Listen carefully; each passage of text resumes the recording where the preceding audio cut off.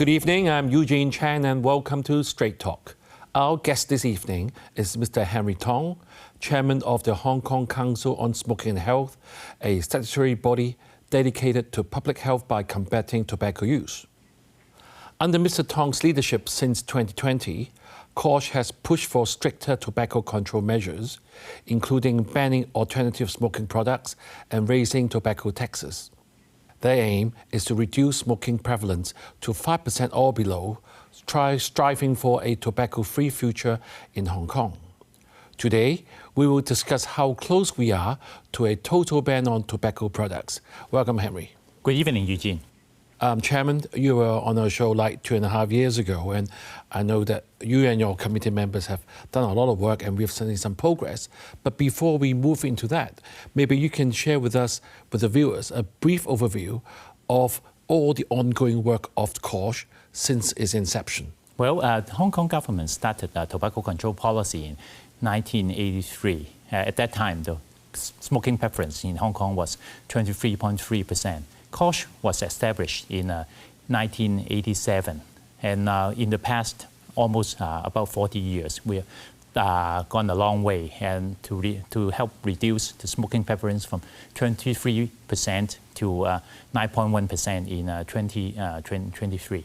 And some milestone that we have achieved is a steady increase of tobacco tax, to use tobacco tax to encourage smoking cessation.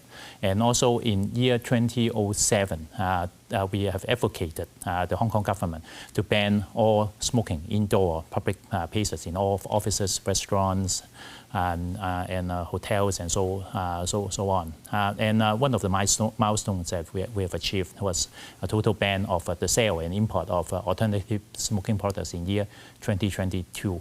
Last year, we also helped the government, the Health Bureau, to conduct the smoking strategy consultation.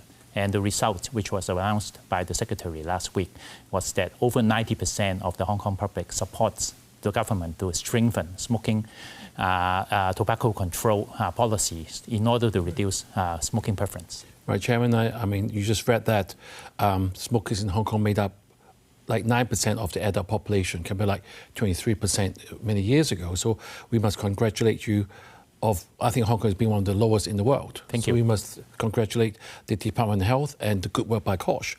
But not only that, we also have seen that that proportion is continuing to fall. So would you say that the work on anti-smoking in Hong Kong has been a success or could have done better? Well, there has been some success. I wouldn't call success, progresses which have been made for tobacco control. But there are always room to improve. For example, we welcome, and our council really supports the 10 short-term measures which the Secretary has proposed last week to strengthen tobacco control in Hong Kong. Right. But there are still some details we will advocate to the government to refine, to make the 10 short-term measures better. Right, before we move on to the next the short-term 10 measures, we know that the government has set a target of achieving a smoking prevalence of like 7.8% by 2025, which is like next year. But COSH has proposed a smoke-free generation and a total ban by the year 2030. So there is some, how is COSH looking at the government's target? Are you happy with their target? Do you think they're too conservative, or do you think they're too optimistic? With the implementation, I hope by the end of this year or by early next year of the 10 short-term measures, I'm optimistic that the government can reach its target, its KPI for 7.8% smoking preference in Hong Kong. But that's not the end, and we are striving for a smoke-free environment for our youth to grow up, and also we are striving for a smoke-free environment so that there will not be so much burden to our public health system, because we know that most of the public who has lung cancer, who has heart disease, because of smoking, most of them, they were treated by our public health system, which is a very big burden to our taxpayers and to our doctors and nurses. So that's why our committee, we have a more aggressive approach, right, which we hope we will have a target. The government will set a blueprint, a roadmap for reducing the smoking preference in Hong Kong to 5%. Right. Chairman, you just mentioned about there are 10 short-term measures. I mean, why do we need such short-term measures, and what's the background of it? Well, because in the past, when the Hong Kong government introduced anti-smoking measures, usually it's one by one. And the legislation process was very time-consuming, from 2 years of increasing the warning signal on tobacco packs. It took 2 years to go through LegCo to banning ASP, sale of ASP, which took 7 years. And that is too slow. And what we have seen encouraging is that the government has proposed that all the 10 short-term measures would be introduced in one time to the Legislative Council by the end of this year. And why we need the 10 short-term measures is because we know that increasing tobacco tax is a very effective way, and it's proven to be a way to reduce smoking preference. But that's not enough. There must be a multiple strategy, multi-pronged strategy to do that. Yeah, just now you were saying that with the 10 measures, you think the target of 7.8 should be able to be achieved by 2025. However, if the Legislative Council approves this amendment, it won't be effective until the end of 2025. So what other measures do you think is going to be effective in helping the prevalence drop from 9.1% down to 7.8 if this hasn't been effective until the end of 2025? Well, I think the government must increase and improve its free smoking cessation services to the public. Right. From the report we released last week, about 60% of the current smokers, they have never used any free smoking cessation service, which I think there are room to improve, to outreach to these people.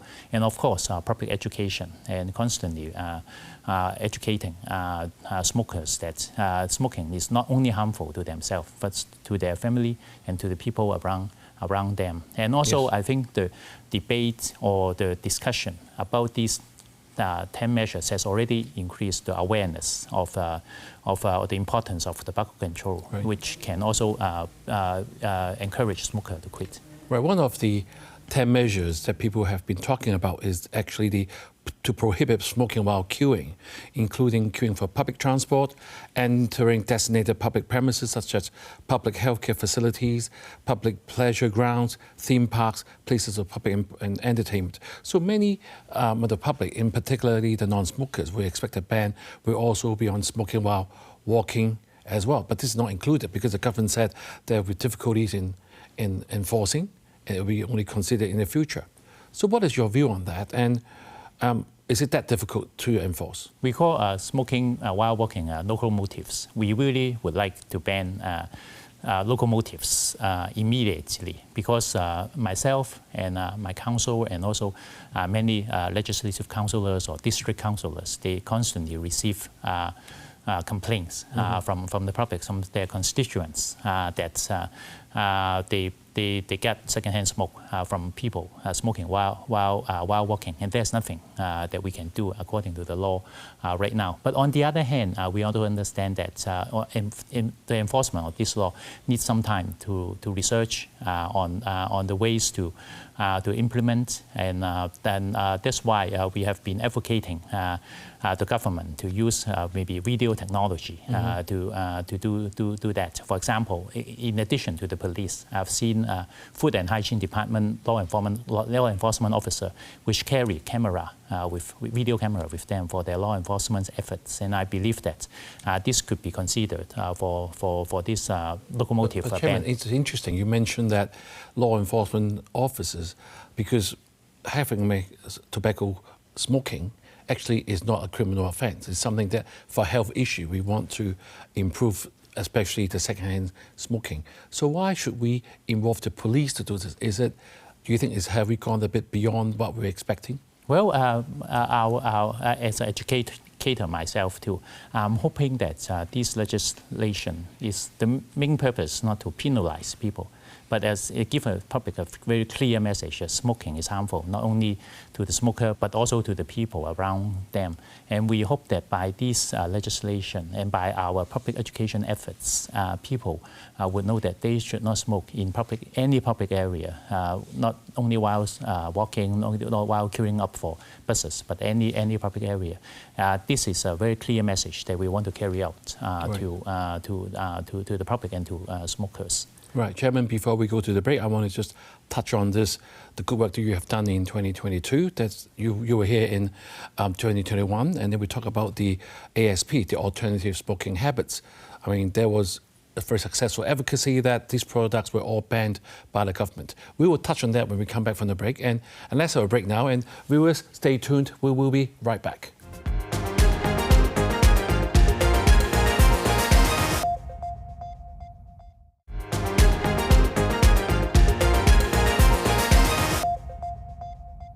Thank you for staying with us on Straight Talk. Mr. Henry Tong, Chairman of the Hong Kong Council on Smoking and Health, is with us, talking about how close we are to a total ban on tobacco products in Hong Kong. So, Chairman, before the break, we touch on ASP, the alternative smoking products that during your term has successes. So maybe you can just remind the viewers, what was the rationale of banning the use of these products? Well, the government has already banned the import and sale of e-cigarettes and alternative smoking products in year 2020. And now there's been 2 years after the ban. And we believe that most people who have bought these products before the ban should have used them, or they should have expired their life already. On the other hand, we still see on the streets that some people are smoking these e-cigarettes or ASP, which is really unreasonable. I won't guess that how they get it or whether from legal or illegal way, I won't guess that. But now is the right time, because in year 2021 and 22, the public and Legislative Council has already reached a consensus that ASP is a bad product, harmful product, and it's a new product, and Hong Kong shouldn't have this new product exist. Mm-hmm. How will you relate this and the flavored cigarettes that people are very popular with, especially with the younger generation and with lady smokers? Well, for our tobacco control efforts, the most important thing is that we try every way to prevent young people from becoming smokers. For older or adult smokers, we try every way to encourage them to quit smoking. But the tobacco industry, they come up with these flavored cigarettes, menthol, fruit, and candies, chocolate flavors, which are attractive to young people. From the statistic announced by the government last week, 70% of young smokers who are under 30 years old, they smoke these flavored cigarettes. And these flavored cigarettes, they are actually what we call sugar-coated poison. Because the flavors, the menthol or the candy taste, it covers up the bad taste of cigarette, and it also reduces the vigilance of the smokers about the harms of smoking. And also there has been research which has shown that people who smoke flavored cigarette is harder to quit, is more addictive. And also the additive put into the flavored cigarettes, they produce more harm for the smokers. Mm-hmm. That's why we agree and we support the government's proposed ban of the flavored cigarettes. Right, when you talk about that, we also always look at overseas experience as well.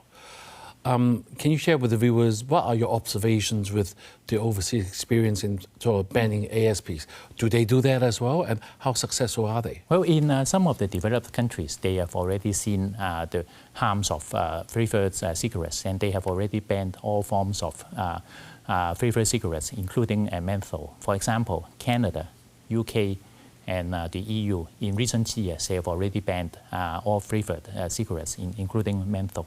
And also, they have also banned these flavors in shisha, in water pipe smoking behaviors too, because these additives are harmful. Right. And I also have been doing some research, and they said that young smokers and females saying there's such a prohibition of such products isn't going to make them quit. So are we on the right strategy? Well, I think that for encouraging smokers to quit must be there must be multiple strategy. Banning some of the types of cigarette which are attractive to them. Overall, reduce the attractiveness of a cigarette is one strategy. And other strategies include public education, including family supports and including friends supports too, which our council is doing, having like training young and female smoke-free ambassador to encourage their friends to smoke, to support them in families. And all these things add up to encouraging smokers to quit. Right. Just now you mentioned that we are getting a lot of news on this new 10 measures, and one of our lawmakers has raised concern that, especially during such a sort of an economic challenging time, that the ban on flavored tobacco products and even prohibiting smoking while waiting in line is going to harm the hospitality and the tourism sectors. So, do you agree? I don't really agree, because banning smoking behavior in queuing is already implemented in some developed countries or some cities which we are well known of. For example, in Beijing, in Shenzhen, in the queuing for public transportation, smoking behavior is already banned. And also in Singapore, in Sweden, nationwide, smoking is banned in their queuing behavior. And also, I would not think Hong Kong's tourism or hospitality industry has to survive on encouraging some very harmful behavior to both the smokers and the people around them. And also, there are countries which have stricter measures than Hong Kong, like Singapore, or in the UK or in Canada. They have some other bans that Hong Kong don't have. But I've never heard anyone saying that, or any business saying that they won't go to Singapore or the UK or Canada. Yeah, but having said that, I mean, it's always a timing issue, isn't it? I mean, recently we had shelving of our charging of our solid waste. Do you think now is Hong Kong is the right time to do such sort of more banning on such products and in a more high-profile way, especially now when we're trying to attract more overseas visitors? Well, I'm also very concerned about our public health system. During the pandemic, we see how fragile our public health system can be, and the government last week they cited a study in year 2021 saying that smoking behavior has a social economic cost to Hong Kong for $8.2 billion a year. And actually, our council commissioned a study at the end of last year, and the professor estimate was that the social and economic cost to Hong Kong was 45 billion Hong Kong dollars per year because of smoking behavior.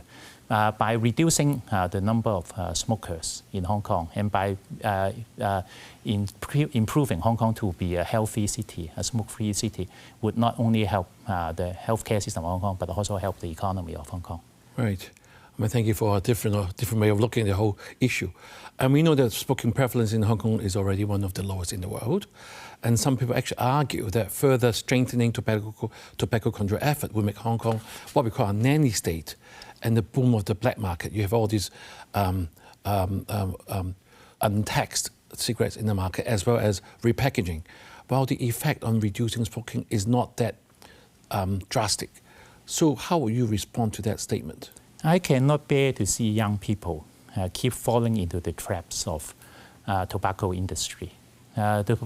Smoking cigarettes doesn't produce anything. Smoking cigarettes only produce death, disease, waste of money for the smokers, harm to the people around them, and produce a lot of waste for the environment.